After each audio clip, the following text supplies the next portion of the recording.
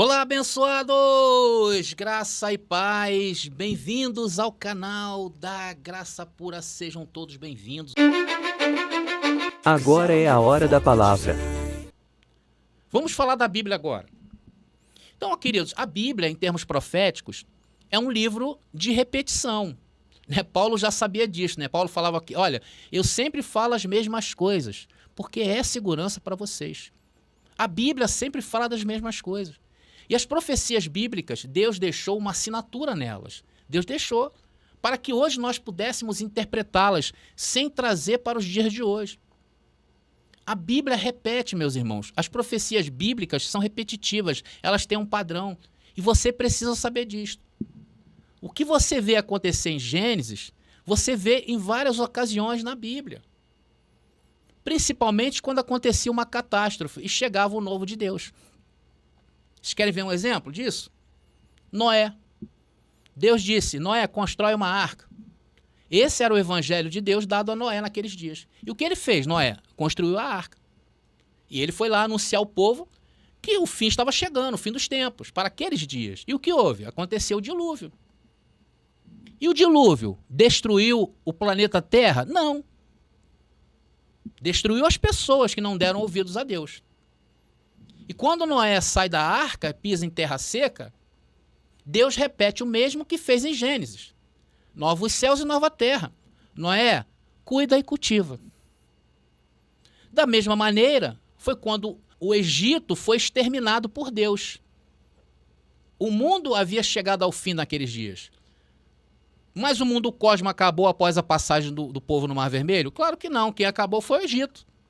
Mesmo assim, naqueles dias, depois se ergueu de novo. O mundo continuou. Deus tirou a nação que ele escolheu do cativeiro do Egito. E o que Deus disse a eles? Agora está com vocês. Cuida e cultiva da terra. Cuida dessa terra prometida que eu vos dei. Igual fez o quê? Em Gênesis. Vocês estão percebendo como a Bíblia é um repeteco? As profecias têm um padrão. E quando chega em Apocalipse, vai ser diferente, irmão? Claro que não. Ela tem que obedecer esse padrão.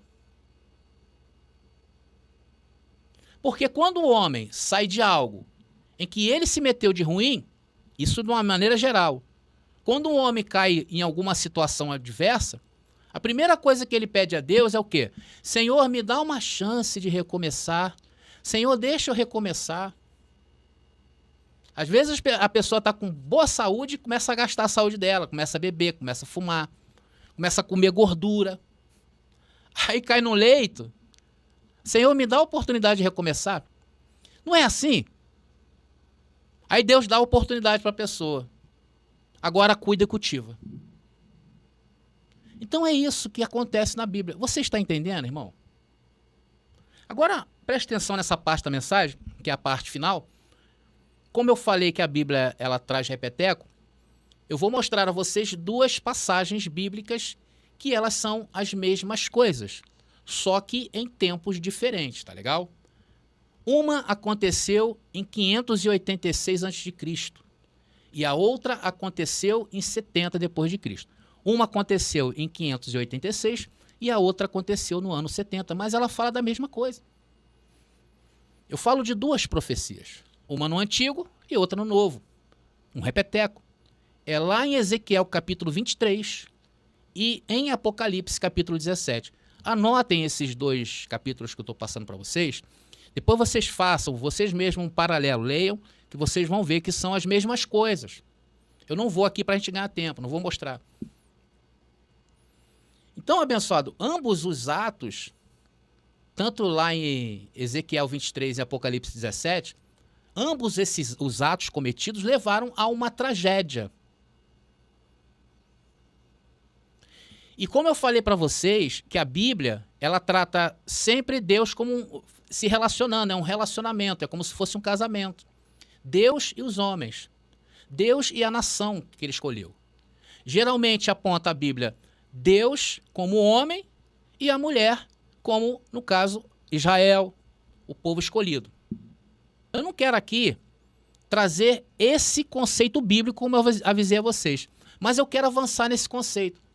Conforme eu falei, reino de Deus é avançar. Então eu posso sim trocar, eu posso romantizar e dizer que houve um adultério e uma vingança de um homem ou uma mulher traída.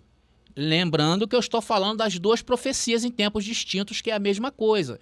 Ezequiel capítulo 23 e Apocalipse 17. Ali trata-se de um adultério. Agora, por que eu falo isso? Irmãos, porque frequentemente, atenção, associamos a ideia de traição e adultério a um homem que traz sua esposa. Mas para dar honra às mulheres e promover uma compreensão mais inclusiva, nós podemos considerar esses conceitos, eles se aplicam de maneira mais equitativa, mais imparcial. Eu falo isso, irmão, porque sempre a culpa cai em cima da mulher. Então está na hora de remediar isto. E nós podemos fazer isto sem ferir os estatutos bíblicos. Então, em Ezequiel 23, depois vocês leiam, fala sobre Israel e Judá, representada na Bíblia por duas mulheres. Você sabe que a Bíblia sempre, quando fala de punição, ela retrata desse relacionamento entre homem e mulher. Então, houve um adultério por parte da nação escolhida por Deus. E houve um julgamento, isso em Ezequiel. Depois eu vou falar do Apocalipse 17, que é a mesma coisa. Então, este julgamento é descrito em termos de destruição e castigo por causa da sua infidelidade espiritual e idolatria. Nos tempos do profeta Ezequiel, por volta de 586 a.C., a nação começou a idolatrar outras deusas, se possa assim dizer. E esse relacionamento de Israel, a nação fez com que sua esposa anunciasse uma punição. Irmãos, eu estou trocando. Estou trocando. Como se Deus fosse a mulher e o homem fosse a nação de Israel. Está entendendo? Então eu estou invertendo os papéis. Estou colocando o homem como Jerusalém e Deus como a esposa do homem infiel. Quem traiu foi o homem, não a mulher. A mulher é Deus, a esposa é Deus. Não vai alterar o resultado. Então Deus, sendo a esposa, se ira com o marido, isso em Ezequiel capítulo 23. O que acontece? Ele pune o marido. Deus, sendo a esposa, pune o marido traidor. Historicamente falando, isso se concretizou com a invasão babilônica que levou à destruição do primeiro templo em Jerusalém no ano 586 a.C. Essa narrativa, ela é um reflexo de como os antigos israelitas interpretavam eventos políticos e militares como manifestações da vontade divina e consequência de suas ações morais e espirituais. Agora vamos lá em Apocalipse 17. Então, encerramos Ezequiel 23, afirmando que houve no final a punição ao homem traído foi o templo vir abaixo. A esposa, Deus, pegou a traição do homem e o puniu, tá? Porque a Bíblia fala de punição. E a punição, historicamente falando, foi a queda do primeiro templo. Isso em 586 a.C. Agora vamos para Apocalipse 17. Aqui acontece o mesmo, só mudam os personagens. Lá em Ezequiel está se tratando realmente da Babilônia. Lá em Apocalipse está se tratando de Roma, a Babilônia daqueles dias. Que em um caso de adultério com Jerusalém, Roma e Jerusalém, no Apocalipse 17, se tornam uma só carne. Roma e Jerusalém se tornam uma só carne quando se unem para matar o Messias. Apocalipse 17 fala sobre isso. Então, quando o Israel se juntou a Roma, ou Jerusalém se juntou a Roma, o que eles fizeram? Traíram e mataram o Messias. E aqui eu mudo novamente. O Messias era a mulher no relacionamento. E o homem era Jerusalém e Roma. O homem, mais uma vez, traiu a mulher. E aqui nas profecias, lá dos versículos de Apocalipse 17, mais uma vez é o retrato de um adultério. E eu estou mudando isso para dar honra às mulheres. O adultério foi do homem, Roma e Jerusalém. E seu julgamento é descrito em termos de destruição e queda. E a realização histórica de Apocalipse 17 é vista no cerco e destruição de Jerusalém, do segundo templo pelas forças romanas no ano 70. Aqui a Babilônia simbólica de Apocalipse é tipificada por Roma, que desempenha um papel semelhante ao da Babilônia histórica lá de Ezequiel 23, destruindo a cidade judaica e seu templo. E aqui em Apocalipse 17 se cumpre a parúzia de Cristo, a segunda vinda de Cristo, que tanto esse canal enfatiza. Ou seja, Cristo voltou naqueles dias, como eu mostrei em profecias, em tempos distintos, porém com o mesmo significado. Agora, como eu posso, irmão, atenção, como eu posso tirar desse contexto e trazer para os dias de hoje? Como eu posso tirar Apocalipse 17, isolar da Bíblia e trazer para os dias de hoje? Como é que eu posso fazer isto? Eu não posso fazer isto. A Bíblia não me permite fazer isto. A Bíblia, eu estou agarrado, eu estou atrelado à assinatura de Deus das profecias. Apocalipse 17 e Ezequiel 23 é a mesma coisa, o mesmo tom, o mesmo vocabulário, a mesma linguagem. Como é que eu posso tirar Apocalipse 17 e trazer para os dias de hoje? Não tem como. Isso, irmãos, é tirar o brilho das Escrituras. Isso é difamar a palavra.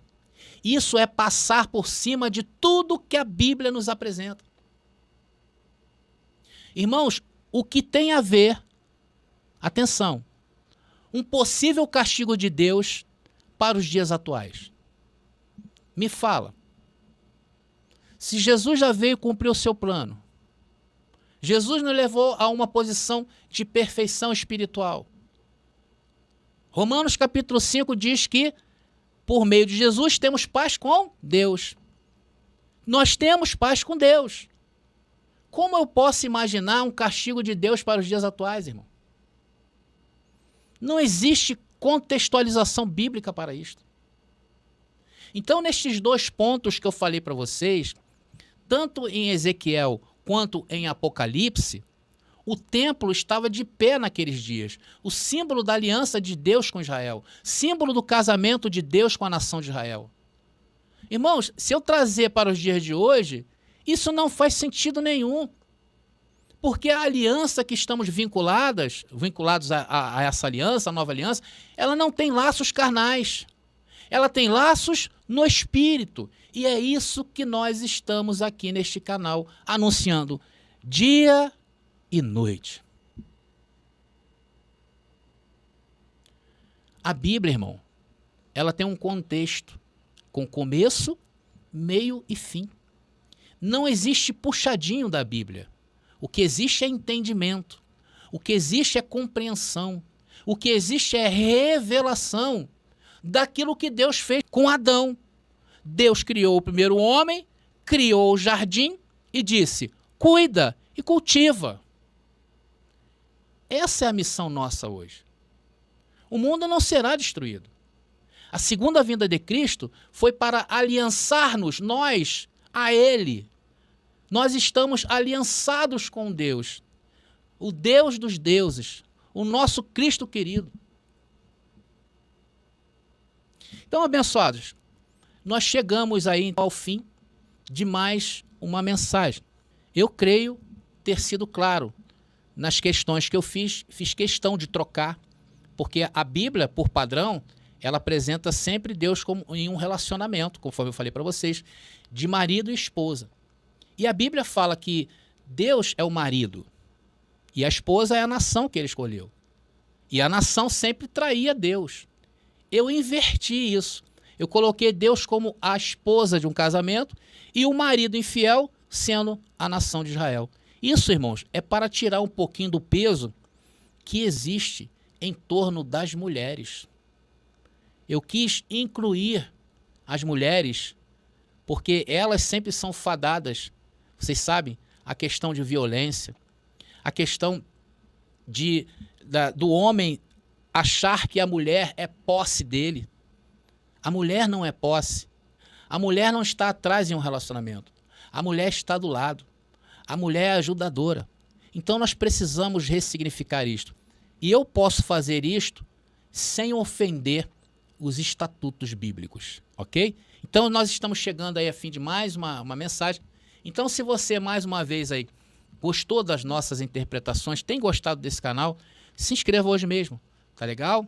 Então, abençoados, queridos, eu vou ficando por aqui. Um excelente dia a todos vocês aí. Dia, tarde, noite, não sei a hora que vocês vão estar vendo. Graça e paz e até a nossa próxima mensagem. Atenção para a coletânea de livros do Preterismo Completo.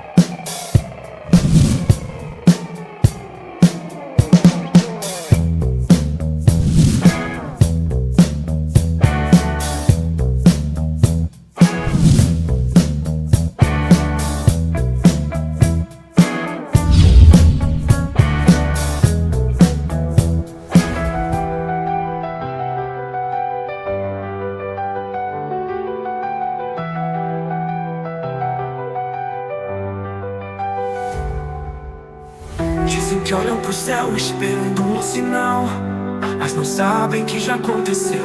É um fato real, as palavras se cumprem.